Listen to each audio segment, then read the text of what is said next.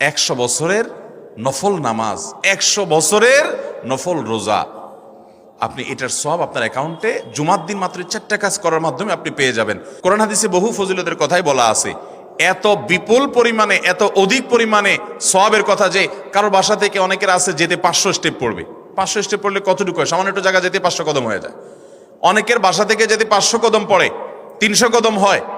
তো সে এই 500 বছর নফল নামাজ, নফল রোজা, রাত ভর দিন ভর করার সওয়াব, কন্টিনিউয়াসলি করার সওয়াব মাত্র এই মসজিদে গেল আসলো, এই 4টা শর্ত পূরণ করে সেটা সওয়াবটা পেতে পারে।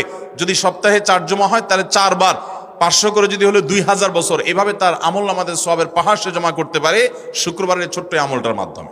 1 নম্বর গেছে বেশি বেশি দুরূদ পাঠ করা, 2 নম্বর হলো জুমার দিনে ফজর নামাজ জামাতের সাথে পুরুষরা পড়া, 3 নম্বর হলো সূরা কাহাফ পড়া, তেলাওয়াত করা, আর 4 নম্বর হলো এই 4 শর্ত পূরণ করে মসজিদে আগে আগে গিয়ে সুন্দর করে